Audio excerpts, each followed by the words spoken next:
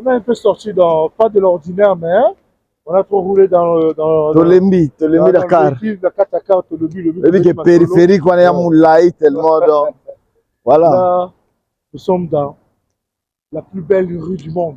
Ouais. Pas seulement de la France, mais du monde. Voilà. Donc, avec toujours mon frère Tchoupi. On passe. On a parlé de Ongué, tout ça. Ongué Maison Mère. Tu invité si tu te rappelles.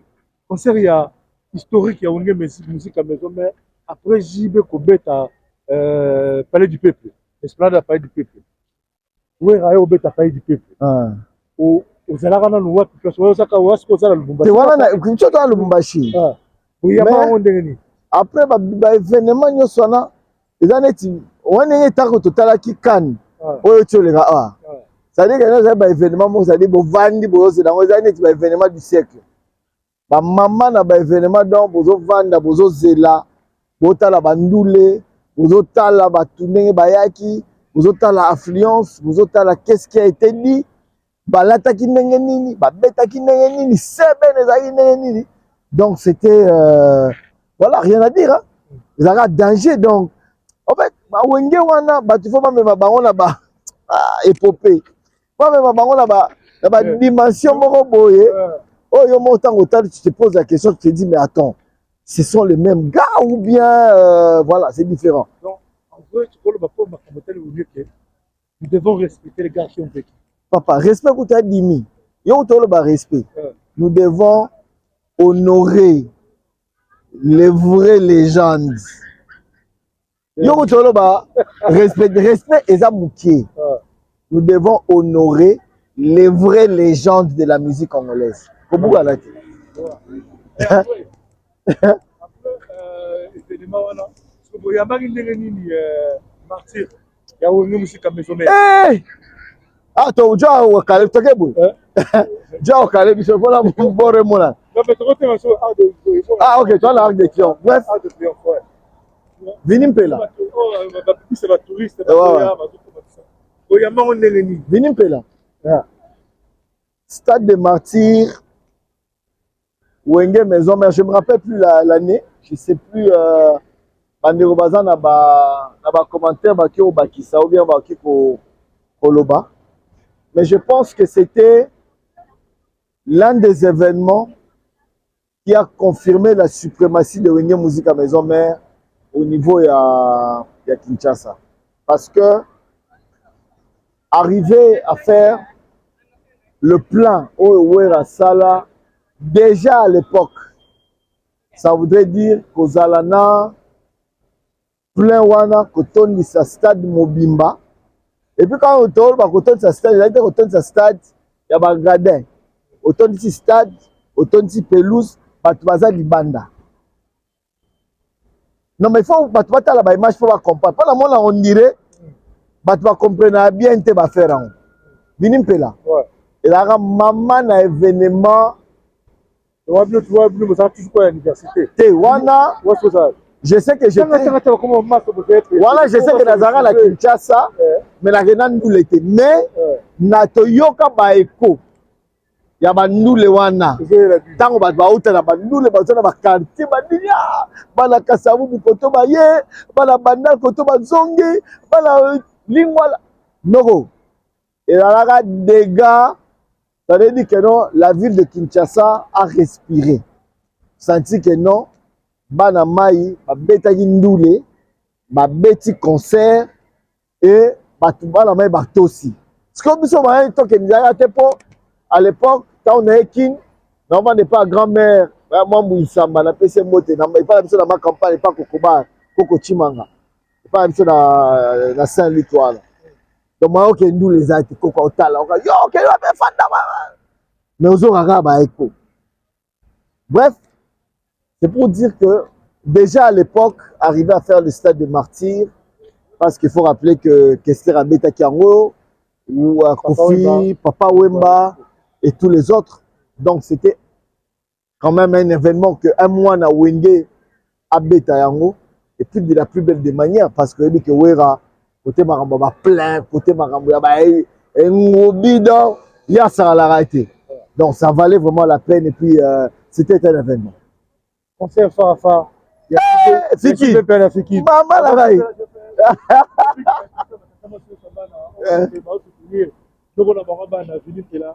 La canción, grand cas, Didi Kombi, grand cas, un grand merci aussi à Tata Moussaba, un grand merci aussi à Tata Moussaba, la Game Malov, Tata Moussaba, la Game Malov, un grand merci aussi sur la Tata Moussaba, un grand merci.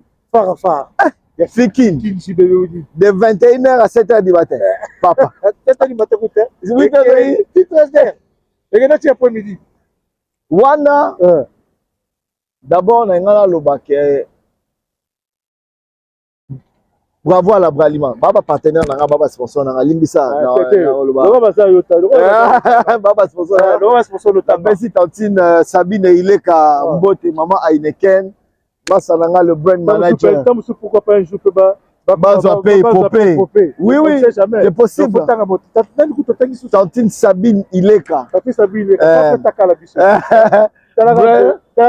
sais pas, il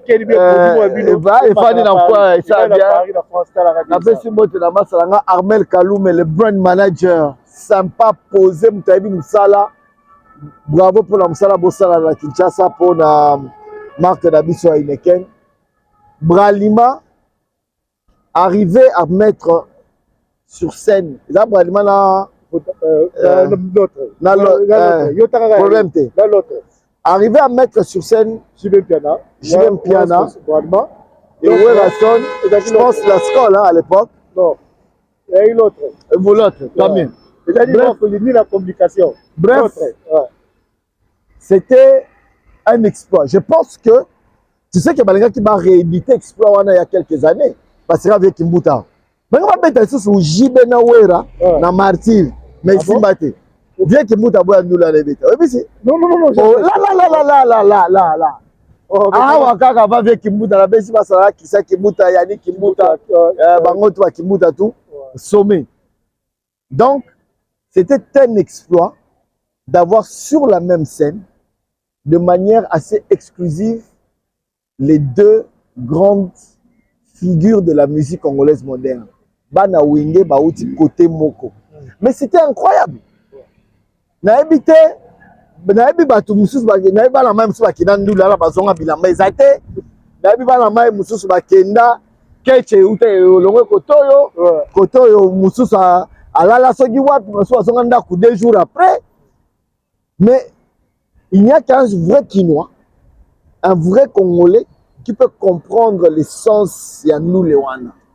En tout cas, vous êtes il y a quand on est dans le lobby, il y a qu'un vrai Quinois.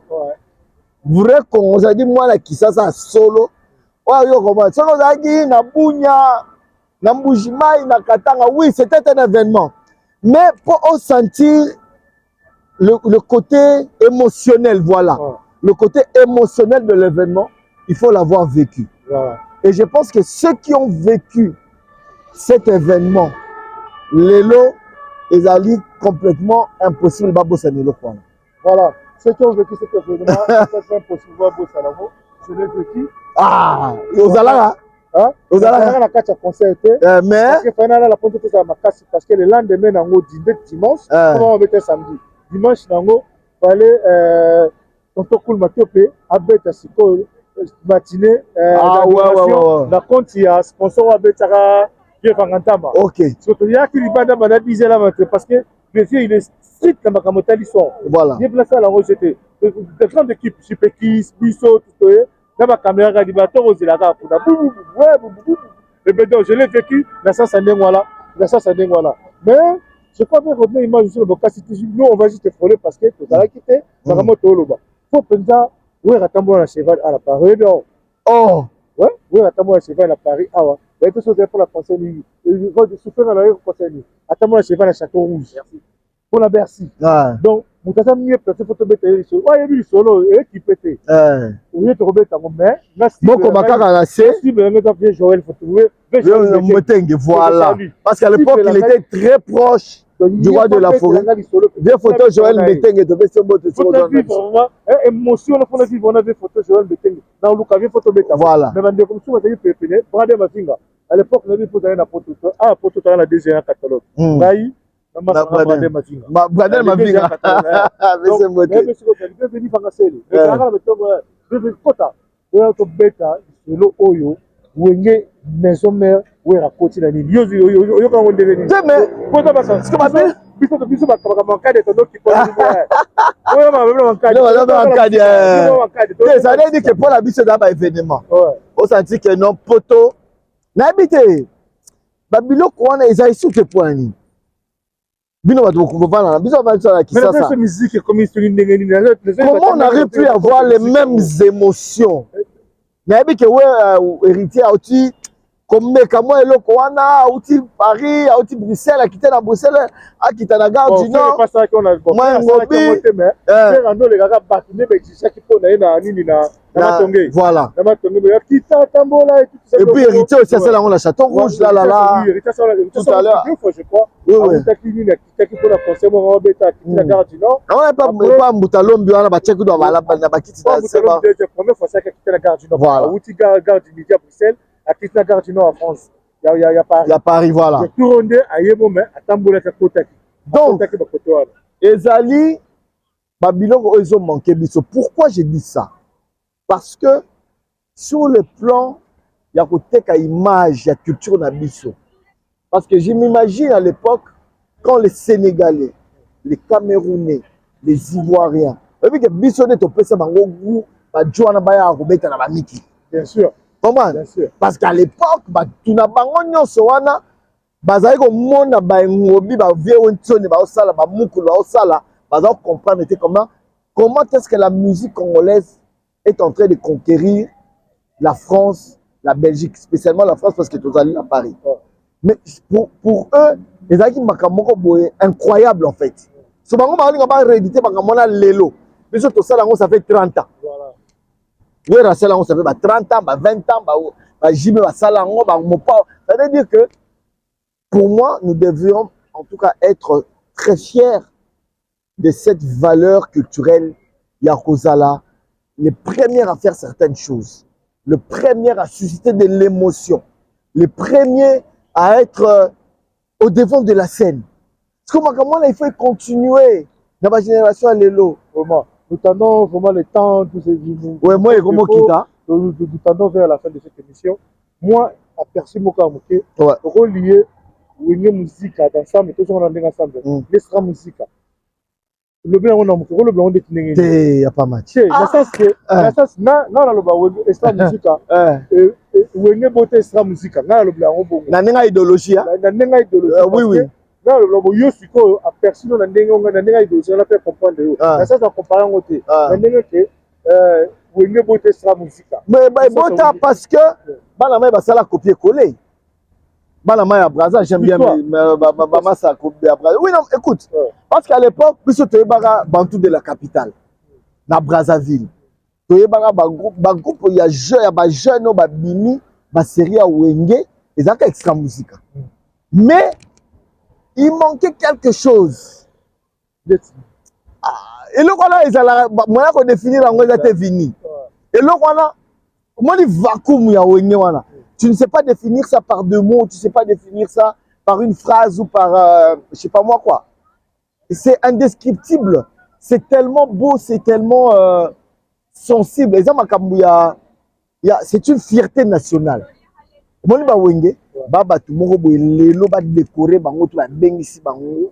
président de la République, son Excellence Fatou Béton, décorer Bango. Ces gars-là méritent d'avoir des passeports diplomatiques. Il y a non, mais tu as raison. Ces gars-là méritent d'avoir monument na bango wengeza na ko ya Lubumbashi wana na Bandal wana. Passa la ngolo mo bien propre. Monument wengeza na Bandal. Eza na Bandal na ko ka côté Ndibamboma, Lubumbashi côté donc vers Yesu Nijibu na Inga wana. Basa monument mo wengeza mo guitare mo skit za wana. Mais ça doit être wenge bla fosa boloka il faut ça la bango monument komba wenge wana parce que loko bato ba sa baki ozata wenge ensemble voilà tala wenge tona une partie posaka wenge ingénieur makoto ki me wenge na pondération ezaka wenge c'est des gars bakoki ko benga bango nyonso wana chef de l'État. Si c'est une question, question, tu peux dire Wenge. Mais oui, la 4, tu ignorer sur Wenge Moko. Yani Kumbela. Elle Paris. Ah, voilà, Marie-Paul. Place à Elle Paris. Il y a des Tanzanie. Elle Paris, ma mante ya vous vient à Marie-Paul. Par contre, vous avez une trouble fait. Comprendre? Entre les deux géants. Parce que j'ai matériel, je salue le vieux. Ningisaka, on est ensemble. On va appeler 1000 habitants, on est deux fois. Là, Moutada, oh, rappelez là, il y a un bit, ça doit être Bimi, Boina, Balé, Nazo, Terrain, Boye, quartier Bimi. Deux fois. C'est des gens qui ont voulu surfer sur la vague des deux Wenge. Maison mère, na. Non, mais elle existait pendant qu'il y a longtemps, ils étaient ensemble. Avec le Bouanga, le Donkazing, tout ça, après, on pense qu'on ne peut pas tomber les hauts. Bref, c'est des. Effectivement, ils il faut que acteur honoré Bango. Je salue mon ami Bob Lorenzo. Ils ont marqué l'époque. Ils ont les Zino. C'est les Zino. C'est des gens qui à l'époque. Avec les peu de moyens, parce que je rappelle qu'à l'époque, les moyens, à l'époque, il fallait soutien, pilier, producteur à Malonga, bazalaka penzate, à Rosala Marambu, à danger ce pendéni. Mais bateau va marquer génération. Moi, j'insiste, en tout cas, tu ressens un chef de l'État, va soutenir Batouana, va payer sa passeport diplomatique, va payer sa titre honorifique pendant qu'ils sont encore vivants. Tous zélatés, Tone Bakoufa, JB, on est content, Betty concert à stade. Et il y a 2 ans ou 3 ans, là. C'était bien, un très bel événement. Voilà. Mais il faudrait que les étapes Moussoussou, ça va titre honorifique dans l'ensemble. Même les premiers citoyens du Congo, pas de la vie, mais du Congo. Son excellence, merci beaucoup, papa. Quand tu es pour la bataille, bon, écoute, pour contribuer, mais on peut se tromper.